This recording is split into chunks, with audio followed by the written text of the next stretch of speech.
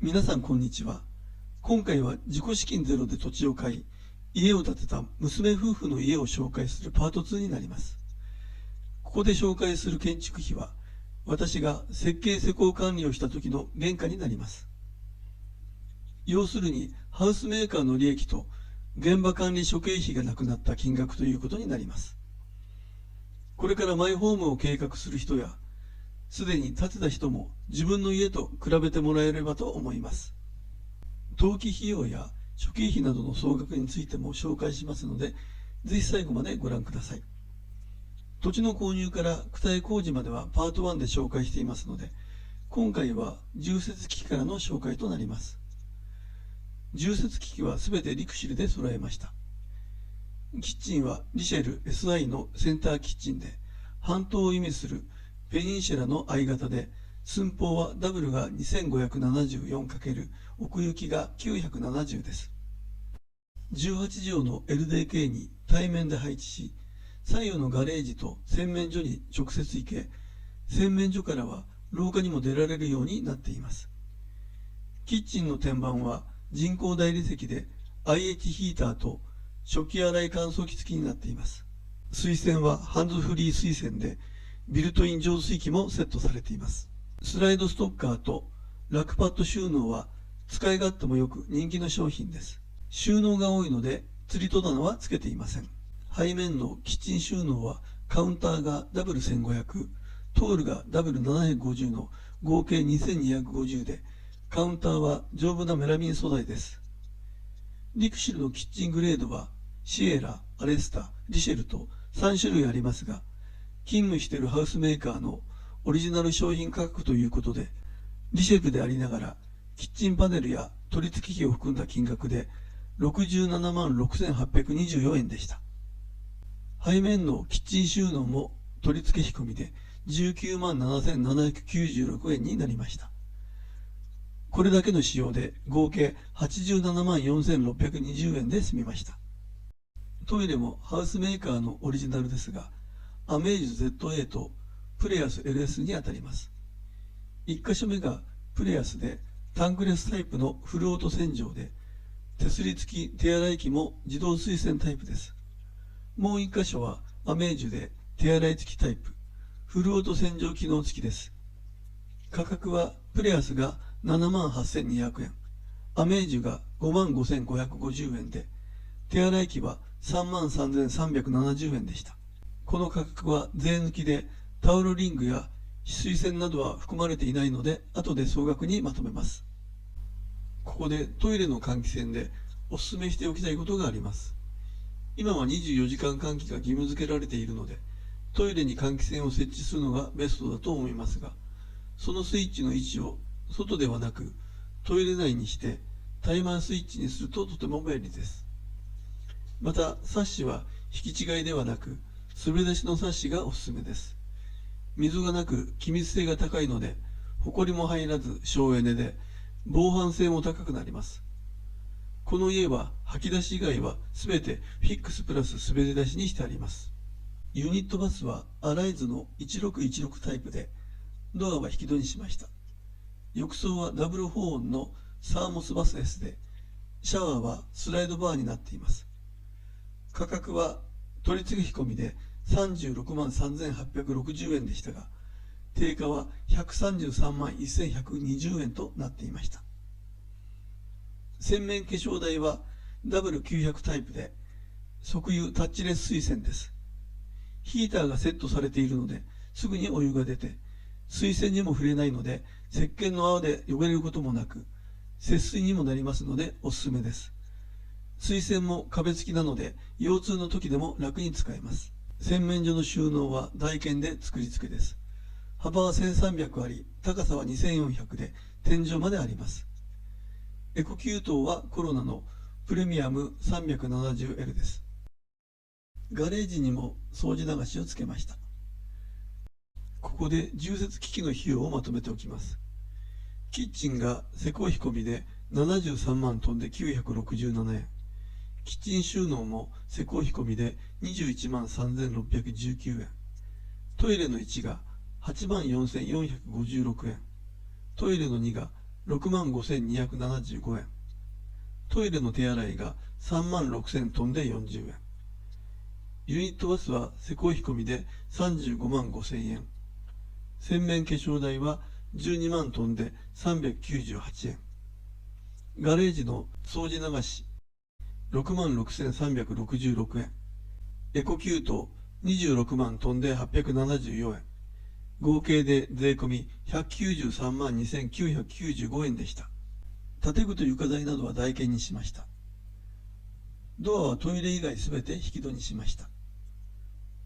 価格的には開き戸より高くなりますが、使い勝手や故障の心配も少なくて済みます。収納は3枚の引き戸で広い開口が取れるようにしました。ドアはハピアシリーズでデザインにより8つの価格帯があります。迷うくらいたくさんのデザインがあります。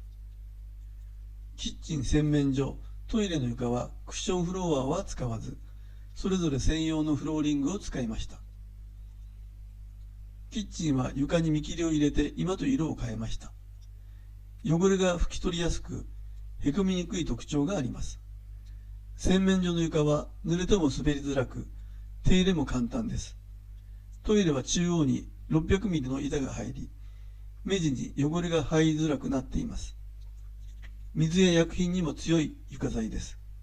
収納も多いので、中段や枕棚も結構ありました。難度に設置したはしごユニットはぴったり収まりましたが、狭い場所だったので取り付けには苦労しました。こちらは小屋裏収納になります。2x4 工法は構造上、小屋裏部屋が簡単に作ることができます。テレビボードも台券の作り付けです。シューズボックスは姿見のミラー付きで、脇にはクロークも作りました。今にはカウンターを作り、エマウォールを貼りました。マグネットで書類が貼れるので、子供のプリントなど整理が楽にできます。洗面所には物干しも取り付けました。収納型なので、使わないときは天井にしまいます。建材費は建具、床材、収納棚等で税込み合計155万飛んで719円となりました。外壁材は KMU のネオロック光セラ16で太陽と雨の力で汚れを落とすという優れものです。色の保証は15年となっています。外壁材は割り付けをし、無駄なく小さい葉っぱが入らないようにしました。施工図を書かず、総面積で拾いをして大量に余らせて産業廃棄物でゴミとして処理するなんてもったいない話もあるようです。もちろんその費用は施主持ちになりますのでご注意してください。通気シートは遮熱タイプで、貼り方は金物を使った通気工法です。以前は達動縁を打ってからその動縁に金物を取り付けましたが、今は動縁不要の金物があり画期的です。おかげで大幅なコスト削減になりました。もちろん釘の頭などは見えないので、釘の浮きや錆などの心配もいりませんし、クラックも入りづらいと思います。トイはパナソニックのファインスケアで、金属を樹脂で被覆しているので丈夫です。この辺りはめったに雪の降らないところですが、100年に一度の大雪に備えて、トイ受け金物の間隔を細かくしました。家庭菜園には水道水より雨水の方が良いそうなので、節水も兼ねて雨水タンクも取り付けました。外部建材費は外壁材、破風、軒天などで71万8720円。外壁施工費、トイは在庫で89万7912円。合計税込みで161万6632円となりました。玄関タイルは300角のイナックスライトスレートです。タイルやエコカラッタも割り付け図を書いて、無駄や半端が入らないように施工しました。大きい現場ではタイルの施工図は当たり前ですが、住宅ですとタイル屋さん任せなんてこともあります。タイルもいろいろな寸法がありますので、基礎工事の段階で寸法が決まっていないと、下地が足りなくなったり、はつったりしないと収まらないケースも出てきます。ガレージタイルはイナックスのサイドウォーク300角を使いました。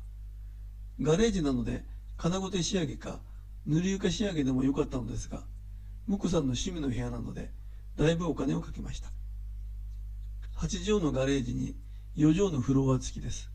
大きな掃除流しもつけていい感じの趣味の部屋になりました。エコカラットは2箇所で玄関ホール正面と今の壁掛けテレビの周りに貼りました。玄関ホールはグラナスルドラで、今はグラナスルドラとニュージュラクの組み合わせです。エコカラットはデザインも豊富で調湿と消臭の効果があると言われています。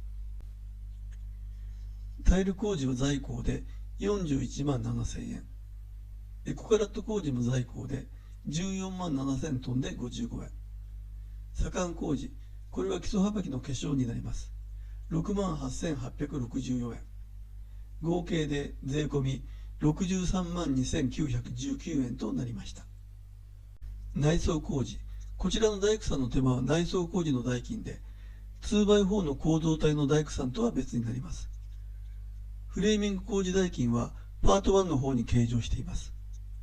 こちらの内容としては、壁天井の断熱材入れや石膏ボード張り、床のフローリングや外部の軒天や破風の施工と足場の代金も入っています。今のドアは既製品なので、建具屋さんではなく大工さんが取り付けます。ここでは産業廃棄物の処理費も含んで、大工施工手間と産業廃棄物処理で110万トンで5350円になりました。クロス工事は3月ですが、旋盤タイプと良産品が混じっています。壁天井一式で55万円でした。両方の合計で税込み165万5350円となりました。電気設備工事。電気工事は敷地内の電柱やオール電化工事。スイッチはコスモシリーズでパイロットスイッチです。分電盤は24回路、50アンペアです。給排水設備やエコ給湯の設置や便器や洗面化粧台などの取り付け、浄化槽の敷設など屋外工事、水道加入金も含めて100トンで4万9600円。電気工事が91万4749円。合計税込みで196万4349円。その他、購入品として24時間換気や照明器具、テレビドアホンなどはネットで購入して、養生テープや棚、ビスなどホームセンターで購入したものもあります。照明器具、24時間換気、テレビドアホン、27万トンで199円。エアコンとテレビアンテナ、それに 4K50 インチのテレビも購入して49万1100トンで4円。カーテン22万4000トンで54円。ホームセンター購入分が9万3420円。クリーニングは娘たちがしたので0円です。合計は税込みで100トンで7万8777円でした。銀行と登記等の費用は、表示・保存登記費用で16万4122円。抵当権設定登記とローンの保証料で20万トンで9000円。契約の印紙代が1万5000円。地震火災保険は10年で21万7000トンで50円で、工事中の火災保険1万5960円との合計で23万3000トンで10円ですが、準耐火構造なので軸組みの木造住宅より安くなっています。合計は税込みで62万1132円。最後に採石を入れ整地し、家庭用菜園の畑も作りました。こちらは大型ダンプ3台分入りました。整地用の費用として畑用の土、採石、整地代で税込み合計19万3320円となりました。ここで土地購入からの総額をまとめておきます。土地の購入費用が880万トンで5000円。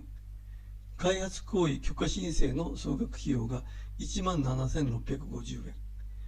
開発工事、水道引き込み工事が58万9140円。建築確認申請費用が8万8740円。基礎の工事費が200万トンで8万1564円。フレーミングの工事費が300万円。屋根の工事費が154万円。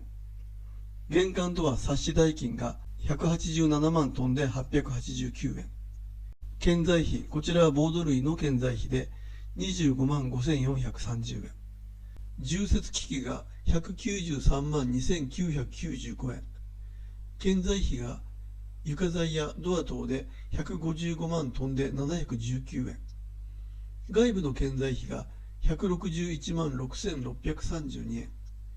タイルエコカラット工事で63万2919円。大工内装工事で165万5350円。電気設備工事が196万4349円。その他の購入品が100トンで7万8777円。銀行、登記等の費用で62万1132円。採石、土、整地費用で19万3320円。合計で2849万4600トンで6円となり、借入金で全て賄え、本当に自己資金ゼロで土地、家を購入できました。今回、建築確認申請費や屋外の浄化槽、照明器具を含む住宅部分の金額は税込みで1817万円でした。